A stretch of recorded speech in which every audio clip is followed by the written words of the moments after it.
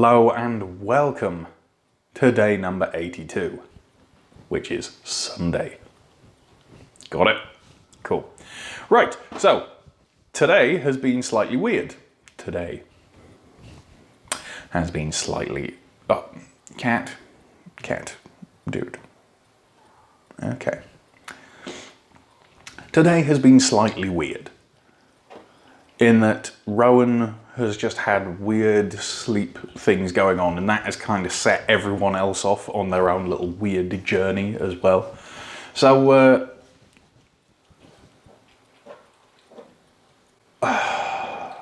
why is my cat licking inside the sink? It's just licking the metal of the sink. What even are you? Why? Right, anyway, look. Right, okay, so Rowan woke up ridiculously early, like before 6 o'clock, I even want to say. And then at around about 10 o'clock, fell asleep. So before he'd had his lunch, usually he has his lunch and then goes to sleep, you know, but this time he fell asleep beforehand. So after he woke up, after about an hour and a half or so, gave him his lunch, played around with him, me and Saguti just did whatever, and then he got really tired and fell asleep around about like 4, 5, something like that. I think maybe closer to 6. And what we said was, well, if he has like another little half-hour nap or something, then we can wake him up, or he'll wake up, and then, you know, he can have his dinner, he can have his bottle of milk, he can go to bed. You know, like obviously there's something going on where he needs a little bit more sleep, or it's disturbing his longer sleep, you know. So back to the teeth thing. I think he's getting like the last 3 molars, you know. And instead what happened was, at around about 6 o'clock, he went and he fell asleep, and I laid him down. And he just like zonked completely and was out till 9 o'clock at night. So he woke up, I was like, changed his nappy, got him ready for bed, gave him some milk and stuff like that, and then put him to bed. And he was really funny about going to sleep, but he finally did. Now, all of that entire thing has just completely screwed with mine and Saguta's actual like schedules on the day as well. So because we'd all been up early, Saguta got hungry earlier and made lunch for herself at around about 11 o'clock. I'd put Rowan down for sleep and then just kind of sat around in the living room for a while and was like, oh, well, you know, like I'm okay. I don't really need any food or anything. I don't feel particularly hungry. I mean, I say that. I can't remember if I had breakfast. I don't think I had breakfast. I'm going to have to check the photographs. Anyway.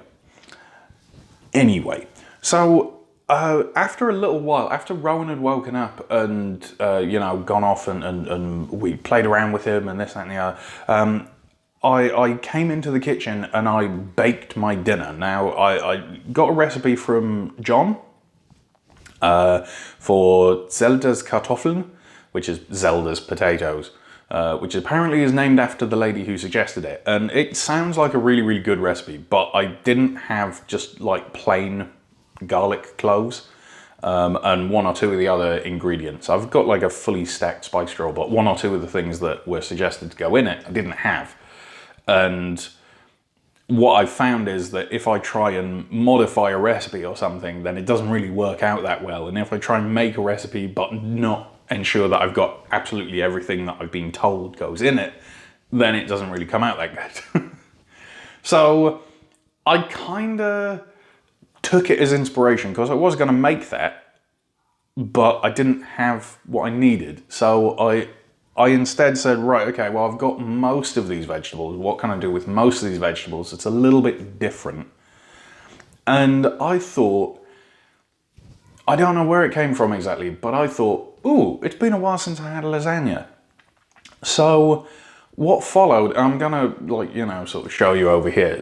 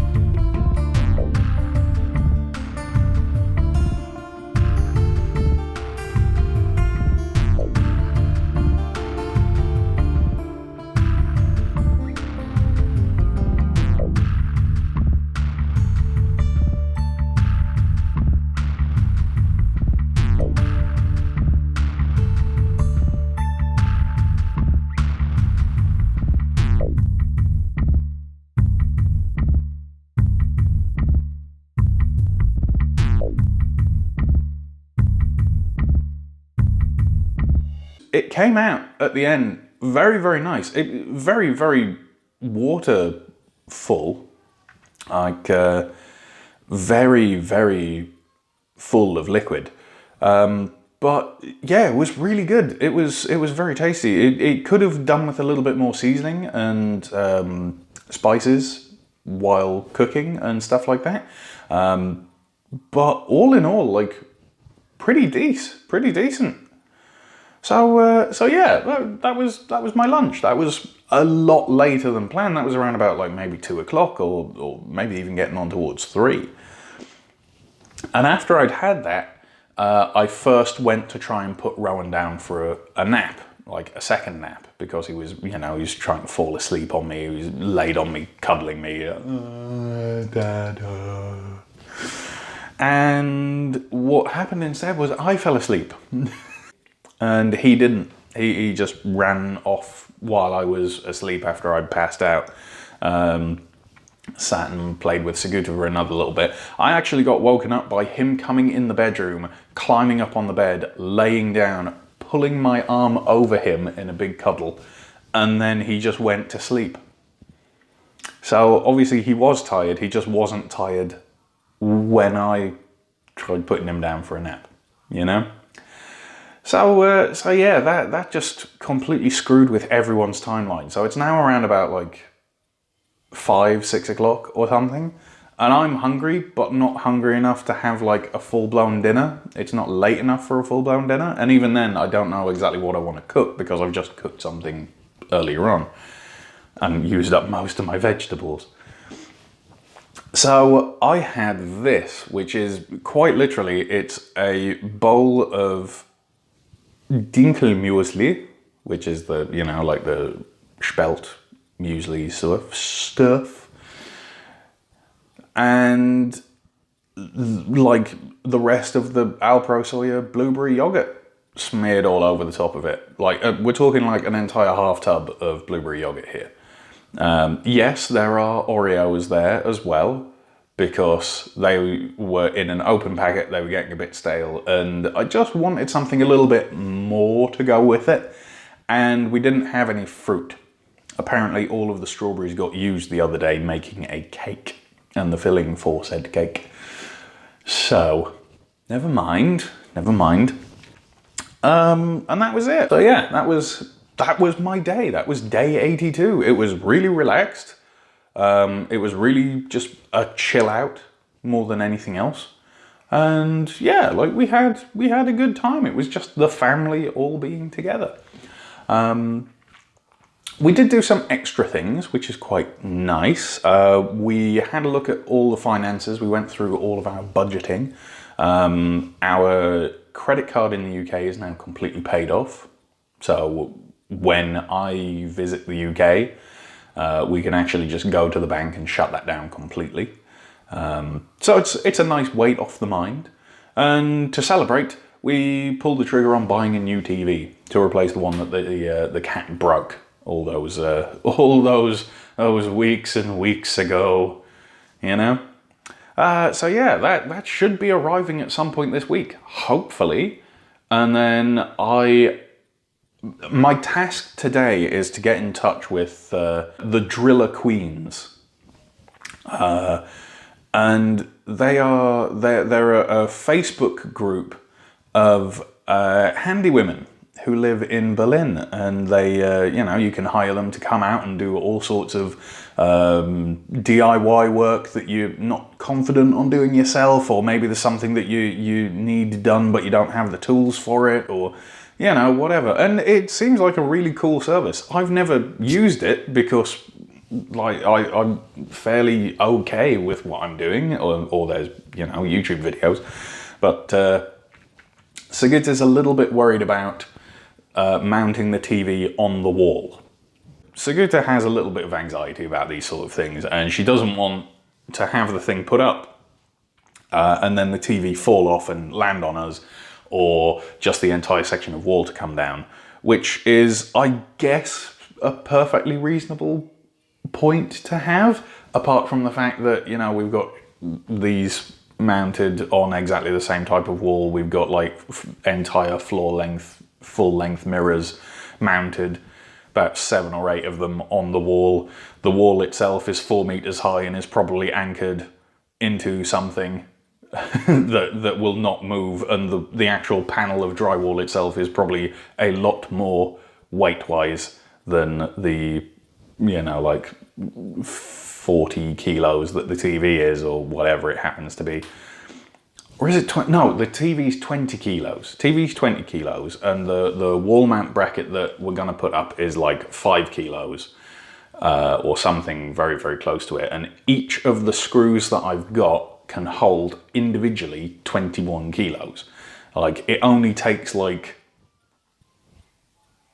it takes 6 of them to be able to reasonably secure me to the wall.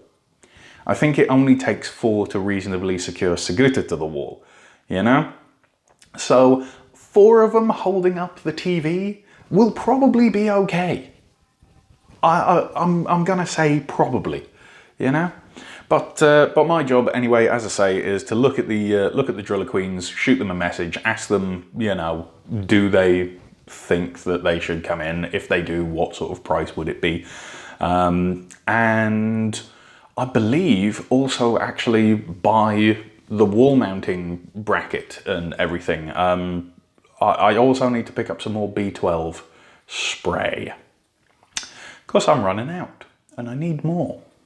And, you know, I've stuck with this for nearly, actually, yeah, because we're in, like, within less than 10 days is day 90. That's 3 months fully solid of doing this. So I should definitely buy more B12 and stick with it even longer. What else? Oh yes, questions and things. Lisa asked about non-scale victories and what non-scale victories I've had and continue having. Now, I did address that in day 81, and I kind of accidentally stumbled on what I was meant to be talking about, but at the time I just could not remember for the bloody life of me what she'd asked, and I feel really bad about that, because I was like literally in front of my phone, but I was so tired and just wanted to record it that I didn't just like pause the recording, look it up and go on about it, but I kind of accidentally hit it as I was there.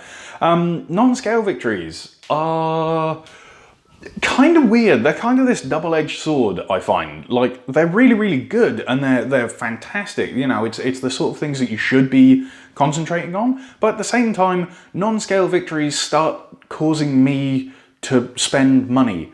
And it's always on things that I find really, like, unnecessary because I've got everything else sorted, you know? It's like, okay, so I can't remember exactly which day it is, but I think it was after around about 2-3 weeks of doing this. So maybe like day 20, somewhere between day 21 and day 28, maybe, I don't know. Me and Sigurta went out shopping, and because I'd lost so much weight in such a short period of time with going on the potatoes and kickstarting everything and losing a bunch of water weight, the trousers that I had just bought maybe 2 months before starting this didn't fit anymore, and I was having to use my belt, and I was having to cinch my belt like 6 or 7 loops, and you know, we're talking like, usually I'd have that much belt spare, you know, it's a belt for a fat guy, and you would have that much to spare because it was on the last notch. It was just to say tighten and finish and cinch everything around my ass. And after like 3 weeks of doing potato diet followed by starch solution, nutritarian mix-up sort of thing, I'd lost enough weight where I was like pulling the belt all the way through, and you know, it was going like 4 or 5 notches, and yeah, it just felt ridiculous having this piece of leather, like here's my waist and this piece of leather just like flopping around over here. It was like, you know, it wasn't good. I could tuck it into other loops, but I just felt like a child wearing my dad's clothes, you know? So it was starting to get warmer, and I said, right, I'm gonna buy some new shorts. because my old ones, like they're somewhere around. I think they actually got a hole in. I had to throw them away like last summer because I'd worn them that much, because it was that warm that I didn't want to wear anything that wasn't shorts. And we went out and I found some shorts that were a waist 40 or 42. I think 40 to 42 waist, which is in inches. Now, before I started this, I was like a 46 to 48, getting up towards a 50-inch waist, you know? Like, when I say the belt was on its last notch and it was a fat man belt, I mean it was a fat man belt and it was the last notch. And I, like, you know, got these shorts and I've been wearing them ever since. They're lovely, they're comfortable. I've got this pair of, like, sleep shorts, like workout shorts that I bought before as well. They're just like the sort of loose grey material. You've probably seen them at some point, maybe, or you'll definitely see them when it comes to, you know, the time lapse eventually, another 100 and some days from now. But yeah, like those now, like they were a 42-inch waist, a 40 to 42, and now I'm either gonna have to buy a belt or I'm gonna have to just replace the shorts, because they're now like sliding down my hip. So they're still staying up. They're not just like falling off of me cartoon style. But like the left side usually will like hang exactly where it's meant to on what I consider my hip. Like guys' waistlines and things are much different. Like we've got a very different sense of it, you know? But it hangs on my hip, like pretty much on the hip bone. But then the right side is now loose enough that it sort of hangs down about halfway down my hip bone on my right hand side, because, you know, that's where I put my phone, which is heavier, and you know, it's where I keep like the battery pack if I need to charge my phone or anything. It's where I keep all my loose change, whereas in the left hand is where the wallet goes and notes and that sort of thing. So yeah, like I need to either buy a belt, which is going to be about like 20, 25 euros, or I need to buy new shorts, which is going to be about 5 euros. It's so much. Oh, my other lights died now. Torture. I need to charge these bloody things. Oh well, right, okay, look. Yeah, like, I need to figure out, like, is it going to be better to buy a belt knowing that, you know, I'm probably going to have to buy another one later on, or should I just go for the cheap option and buy cheap shorts and cheap pants and stuff like that and just, like, leave it? So that's one way that it's going to cost me more money. A thing that I have noticed is it's a lot easier to walk and you know, go off and do things at a faster pace than I've done before. So I've never really been like, don't get me wrong, I don't like running. Like I'm not a running sort of person. I did the Couch to 5K program a couple of years ago. I did like a color run. But running is a sucky thing that I only ever do if I'm being chased, or, you know, like if I need to get somewhere very, very quickly and I'm really worried about it, you know? And my walking pace is fairly stately, fairly sedentary, you know? And pushing the boy and all the stuff that's attached to the pushchair, that usually slows me down a little bit more, which aggravates Sigurta to no end because she walks very, very quickly.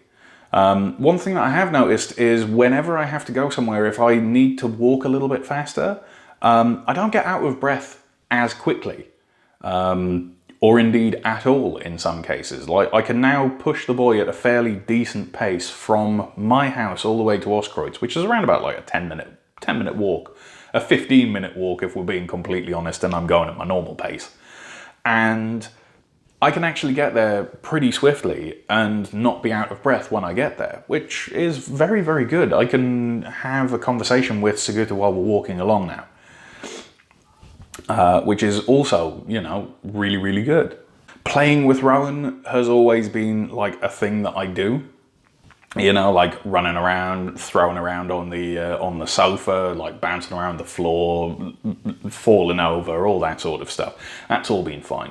But it's actually started hurting now, which is a really weird thing to say. But for example, okay, so the other day when I went with my mum to the Soviet Memorial, I want to say Monday. Last week is when we went to the Soviet Memorial in Treptower Park, and my mum parked up at the side of the road on the little mobility scooter thing that she'd rented, and me and Rowan went off and walked around because he loves running around inside the memorial, sort of down ground level sort of bit. You know, it's just a massive open area.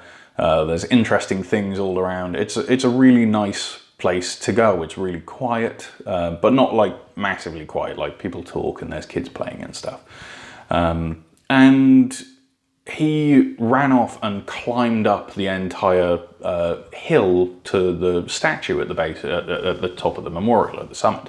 And I went up with him and wandered around, and then we walked down, and he ran into the middle of the courtyard area and turned around and jumped, and then started clapping his hands. Now, I know from playing with him before that when he does things like this, he wants me to copy him. Like he likes clapping his hands and seeing someone else clap, and then he folds his fingers over, so you fold your fingers over. I don't know what it is about it that he finds fascinating, but like he likes folding his arms and stuff as well, which like he does it like I do it. Like he does this sort of thing, like that. Now I go the whole hog and put my hands through, but you know, and Saguta keeps telling me that I'm doing it wrong and I should fold my arms this way, but I always do it that way, and I don't know. Anyway, yeah, he likes having me copy him, and usually I'm fine with that, but he started incorporating actual jumps and like stamping his feet and running on the spot into it. And the running on the spot is fine. The jumping has become a problem, because as I've been losing weight, my stomach has obviously shrunk quite a lot. There's a lot less fat in it. The fat that was in my abdomen and stomach area was visceral fat, like the really solid, chunky stuff that's kind of like what you would find on bacon. That is the stuff that like surrounds your organs, and it's really, really hard, and it doesn't really jiggle or anything. So, you know, in The Simpsons, there's an episode where Homer goes to the doctor. I think it's so that he can get like medically registered as dangerously obese so that he can work from home or something. I can't remember. It's been years since I saw it. But there's the thing where he goes to see Dr. Hibbert, and Dr. Hibbert says, okay, like the longer that your stomach jiggles is the more fat that you have. And he presses Homer's stomach and it just wibbles and wibbles and wibbles, and it just keeps going. My stomach now does that. It's not like this solid mass of fat anymore with like a little bit of squidge to it. Now it's really like you flick my stomach skin and there's actual ripples that go out and like come back. It's like a water-filled balloon now. Because the visceral fat has gone. There's still little bits of fat, like, you know, there's like the sort of thin jelly-like fat, like the watery fat that's in there. You know, if you press high enough on the abdomen around about my stomach, there's still a lot of visceral fat in there, but it's now like a couple of centimeters down. So I'm squidgy. And when I'm doing the jumping with Rowan, my stomach, the entirety of it, like, keeps inertia. It goes up, and then when I land, it comes down. And the only thing I can probably liken it to is, imagine, if you will, that you're a young lady and you're going out to the gym and running on a treadmill or something, and you've forgotten your sports bra at home. that sort of weird, dull, internal, under the skin ache of everything moving around when it's, you know, you'd prefer it to be like compressed into place. That's kind of like magnified across the entire stomach area, and bugger me. Like it is not a very nice sensation. Not when your son is just jumping constantly like this and you have to try and copy him as much as you can and you're having to hold your gut in place. So yeah, as soon as all of that goes, as soon as that starts getting a lot lower, I'm going to be a lot happier and it's going to be a lot nicer to play with my son. Whereas at the moment, you know, I'm like, oh. So I'm trying to keep the jumping as little as possible. I've been trying to cheat by just going up on tiptoes. But no, he's smart. He knows exactly what's going on with that. So, you can't pull wool over children's eyes. Like, not like little kids like that. Like, magicians as a child is terrible as an entertainment thing because children haven't learned the expectations of how the world works yet. Like, magicians work much more effectively on adults because adults have very, very preconceived notions about what's possible, what's not possible, how you can do certain things. Like, they might have even dabbled in a little bit of magic and know how to, like, hold something in, like, how to palm something. Whereas a child doesn't. And children are just, like, programmed to pick up on everything. So if you're like, yes, I've got nothing in my hands, they know that there's something in your hands because you're flicking a card back and forth or whatever as you turn your hand around. You know, they can't be fooled as easily. So me trying to fake jumping just ain't working. It's terrible. Any other scale victory, or non-scale victories I should say? Are there any? I like clothes, playing with the boy, going out walking and stuff, like walking a little bit faster. I don't know about energy levels. I keep hearing people talk about energy levels and, oh yeah, I feel like I've got so much energy now. Yay, woo! I don't know about that. I've always been a fairly happy, kind of, what's the right word? Exuberant? Yes, I've always been a fairly happy and exuberant individual. Yeah, like I've gotten a lot more comfortable with being in front of camera. And I think that's come across in the vlogs. Like I've been a lot more open and a lot more like, yeah, and I'm moving my hands a lot more because now I can move around a little bit and it's not gonna do anything to the recording or anything. I've got like a fairly stable tripod, I've got lighting sorted, I've got this, I've got that, I know what I'm doing, etc. Hi, Rowan. Hi. Hey, my boy. Hi. Are you okay? Yeah. Oh, hello. Hello, business baby. That's a very good handshake. Are you going to go? Oh, no, hang on. Okay, important parent business done. I'm back now. Yeah, like, I don't know, I've gotten a lot more confident in front of the camera. I'm a lot more open and stuff. I've got a lot of my equipment sorted. Evidently, I still need to charge things. But yeah, like I'm feeling a lot better about doing stuff. I do feel a little bit more confident. I have this weird thing where like I'm always assessing gaps that I need to get through, but I'm still basing it on like fat Martin of before I started rather than now. So like there's sometimes where I'm actually surprised that I fit through certain bits. A thing that I've like, this is entirely psychosomatic as well, I'm entirely certain, is the look in the bathroom mirror. So the bathroom mirror is, you know, it's like the medicine cabinet thing. It's around about this sort of height as well, same as the camera. Above the sink, obviously. You've actually seen it, like, yeah, like day zero, it's in there, and like my shaving videos, like you're usually attached to the mirror or somewhere nearby the mirror, you know?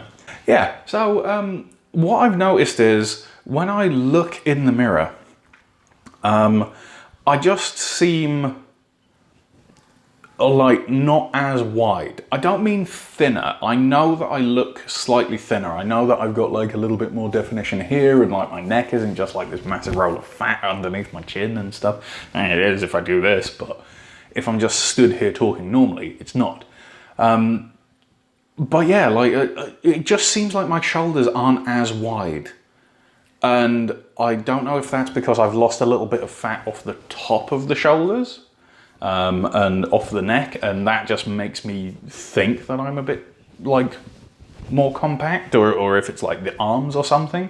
Speaking of, like, look at this. This is like this would have been down here previously. Like there's a non-scale victory for you. The bingo wings have gone. Oh man. What other ones? I mean, while we're being open, moobs, like I've still got them, but now I passed the pencil test. There's plenty. The energy thing, yeah, I don't know about energy. Like I've always felt decent. I've always felt like I was healthy in spite of my being overweight. Like I've never had issues with high blood pressure or anything like that. Like I'm good. For the most part. Obviously now I'm probably a lot better on the inside than I was previously. Yeah, I don't know. I think that's probably about it. I mean, like there might be some more later. I don't know.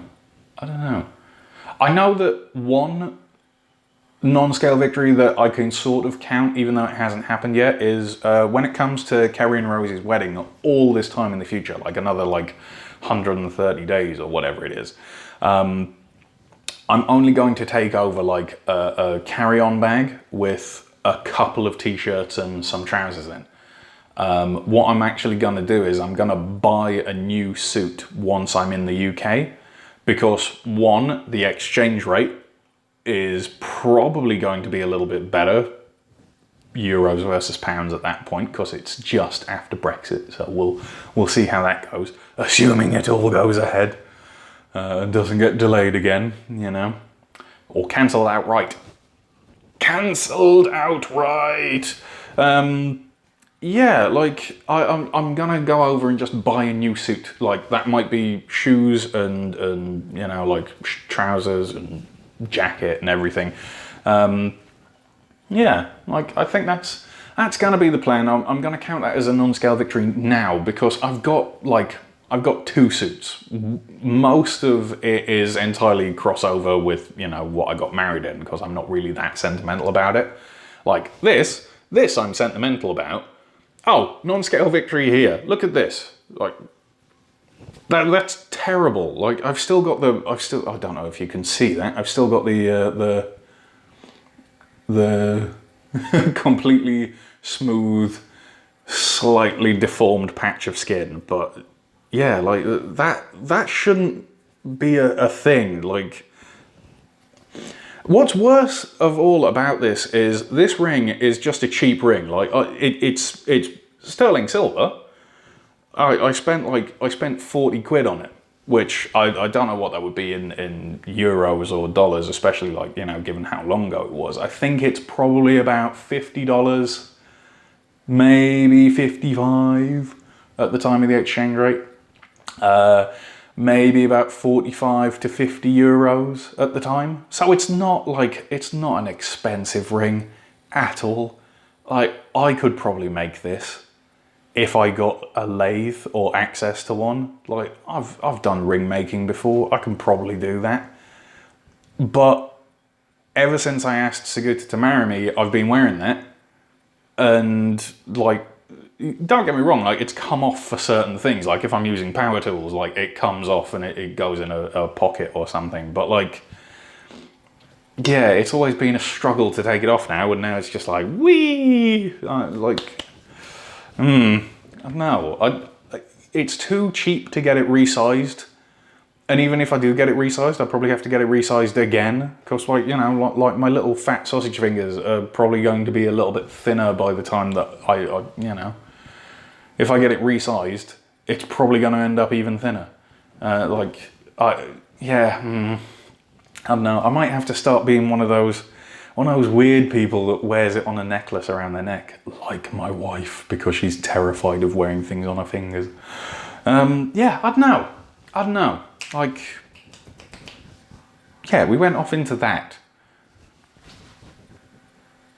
No, yeah, like, yeah, so I've got 2 suits. One of them is the one that I got married in, which is obviously way too big for me now. I might actually put it on just to see at some point, because that would be weird. Like, I don't even think the trousers would stay up. Oh man, yeah, yeah. I'm gonna have to buy a new suit. I don't know if that's gonna stretch to a jacket as well, but I'm obviously at that point probably going to need like a suit jacket as well, so that I can go to interviews and things. Because hopefully by that point I'll be starting to look for work in Germany, but we don't know. Yeah, like, I'm gonna count all of that as non-scale victories. Right, you know what? I've waffled on for way too long. I'm probably going to cut this down quite a chunk. I'm going to go and shave and charge my lights, make sure that Rowan is all good, because I left him watching some cartoons just outside the room there, and he's usually fine, but like, you know. So I shave face and head and get rid of all of this. Look at this. This is awful. Like, ugh. There are some people that go on these sort of diets and like they get like hair growth again, or like, you know, they maybe like they have a little bit fall out, but like they keep it. No, all that's happened with me is I've gone more grey. You see that? That was never there before. This is terrible. Like, there's chunks of it in my... Look. Focus. This entire section here. That entire section, it is there, it's just white. Like, I think, is that just a chunk that's missing? I don't know. I don't know. But yeah, like, there's white hair in my mustache and like all over the sides of my head now. And it's not even like distinguished salt and pepper sort of look. Like, with none of this on top. Ugh. I'm gonna spend my life looking like Uncle Fester from the bloody Addams Family. Which isn't actually that bad of a thing, I guess. Right, okay. I'm gonna go, I'm gonna do all the things that I need to do, and then I'm gonna be back later, tomorrow. Okay? Cool. Right, see you tomorrow for day 83. Tomorrow. And yeah, have a good one. Thanks for joining me. Bye-bye.